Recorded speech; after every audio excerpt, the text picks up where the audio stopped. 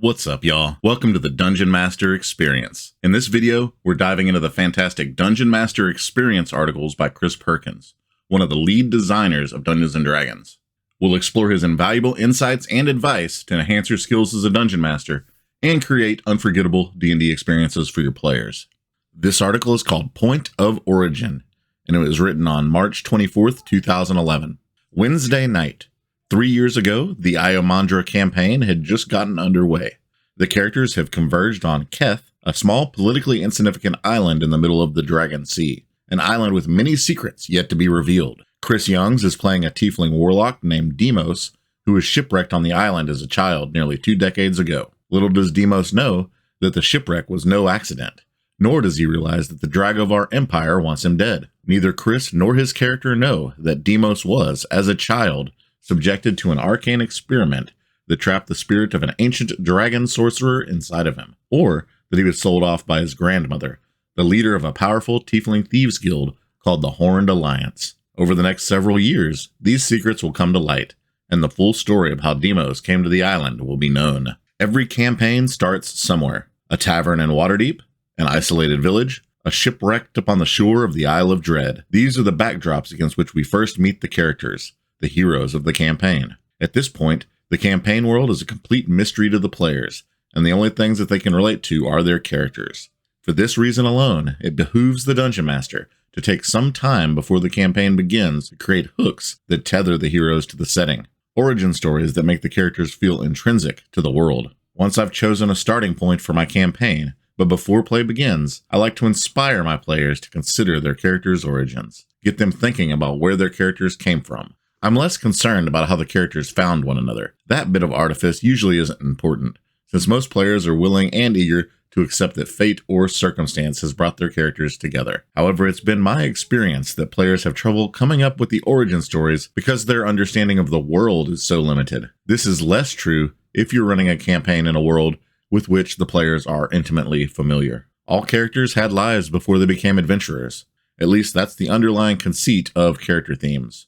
First introduced in the Dark Sun campaign setting and carried forward in other 4th edition products published since. While character themes are terrific and I heartily encourage DMs to permit them in their campaigns, published themes can't account for the specific stories you're aiming to tell in the course of your home campaign. Consequently, I like to create origin stories that my players can choose from, if they're stuck for ideas. After I decided to start my campaign on a small island, I spent a rainy Sunday afternoon writing up a bunch of different origin stories that my players could choose from. It wasn't required that they do so. In some cases, my players already had an origin story in mind, and I just needed to figure out how to fit it in. This activity turned out to be a great exercise, because it forced me to think about different ways to bring characters together and connect them to events that were about to unfold. Here's what I gave to my players as they were creating characters for the Iomandra campaign. Your origin story. The campaign begins on the Isle of Keth, which begs the question: are you a native of the island, or did events conspire to bring you here? Following are some likely origin stories for your character. Once you've chosen or concocted a story for your character, you can begin to hash out the details with the DM. You're Trivacan born. You are a native of Trivacan, the only settlement on Keth. Your family lives in town and either fishes, forages, tends a modest garden, or runs a small business. You are friends with just about everyone in town, although you've probably forged a very close bond with at least one local citizen. Racial possibilities. If you are a half-elf between the ages of 17 and 25, you may choose to be the son or daughter of Magistrate von Zarkin, giving you a fair amount of local clout. Your father is a shrewd leader and has taken great pains over the years to appease the island's green dragon overlord and uphold his grandfather's good name. Your mother is warm and funny in private, but surprisingly aloof and formal in public. You fear that there's something important she hasn't told you or your father, a secret she's likely to carry to her grave. If you're a halfling between the ages of 17 and 25, you may have had a troubled older or younger brother named Gent, who disappeared 4 years ago. Gent broke the law when he persuaded 2 other local youths, a human boy named Jesper and a half-elf girl named Vazia, to join him on an expedition to the ruins atop Serpent Hill. No one is allowed there by order of the magistrate. Gent and his friends never returned, and the magistrate refused to send a hunting party to find them. You're a shipwrecked orphan. 19 years ago, a ship called Morrow's Folly crashed on the island of Keth during a freak storm. The only survivors were the captain, a half-elf named Denarian Morrow, and several young children, yourself included. You were very young at the time, 2 to 5 years old then, making you 21 to 26 years old now. And you don't remember anything. You and the other children were adopted by the local townsfolk and raised as natives. Although he's not much of a father figure, Captain Morrow has been watching over you all these years, but still claims that he can't remember anything that happened before the shipwreck. You have no clue where you came from or who your real parents are. You're friends with just about everyone in town, although you've probably forged a very close bond with at least one local citizen. 4 years ago,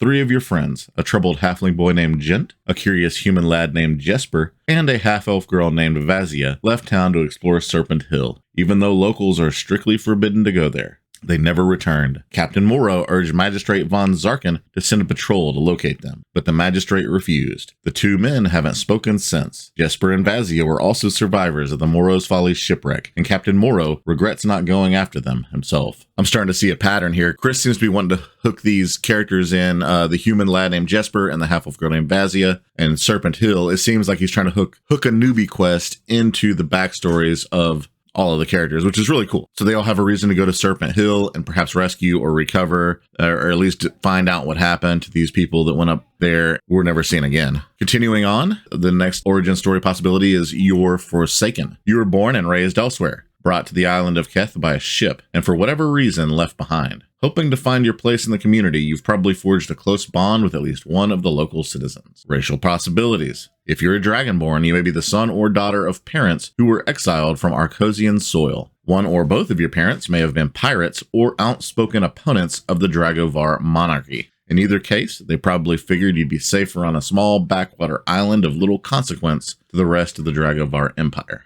If you are an elf between the ages of 24 and 30, you may choose to be the son or daughter of Lady Theriel von Zarkin from a previous marriage.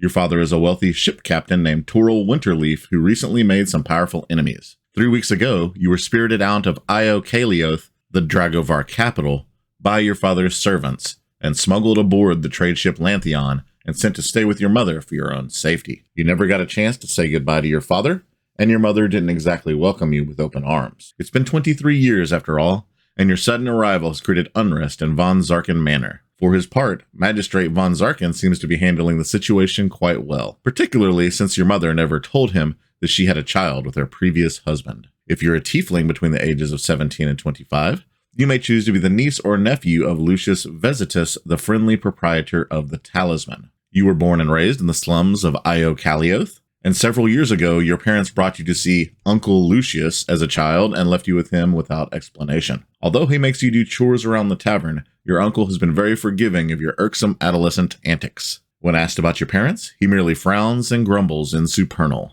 Alright, now we've got none of the above. Perhaps you've come to Keth for entirely different reasons. As a result, you may or may not have forged strong ties with the community. Some brief suggestions are listed below.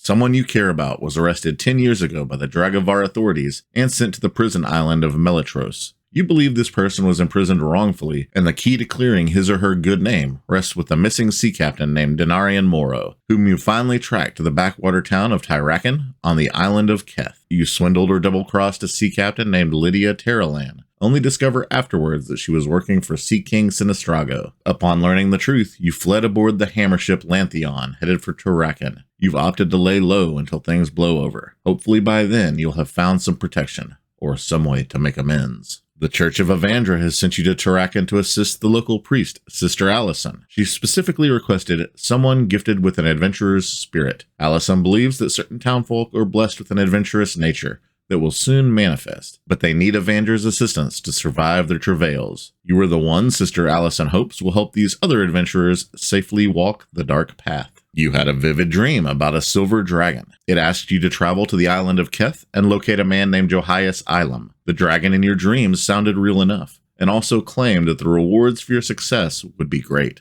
Alright, lessons learned. Lessons learned. One of the joys of running a campaign is watching the players learn its mysteries. However, at the start of the campaign, everything is a mystery. One of the ways you can tell the players a little bit about the world and build anticipation for what's to come is to give them origin story ideas that you can connect to some of the bigger stories of your campaign. Case in point, Chris Youngs was looking for a hook to tie his tiefling character to the world of Iomandra, and he liked the "You're a shipwrecked orphan" idea quite a bit. He also liked the idea that Demos would form a close bond with Lucius Vezitus, the tiefling proprietor of the talisman. They were, after all, the only tieflings on the island. You only need a handful of origin stories, and the time you invest in their creation will pay off in spades over the course of the campaign. Here's why I love creating them. Origin stories make the heroes feel like living, breathing elements of your campaign world. Origin stories come with pre-built hooks for adventures. Let the events of the past inform the events of the future. Until the next encounter. All right, so that one was kind of cool, I guess. It was kind of interesting Dungeon Master advice. Essentially what it's saying to do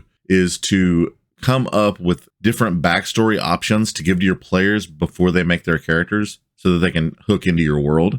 I think it's really cool, but I do think it requires a lot of work. So I'm going to go ahead and say that my opinion is, of course, you get in what you put out. And if you want to put in this extra work, I think it actually would help tie in the characters better into your world. And it would let them feel like they're more a part of it. But anyway, thanks for listening to the end of the video. If you like this kind of thing, click like. I'm putting all these videos on a playlist. So if you want to listen to them all in a row, you can go to that playlist on my channel. See ya.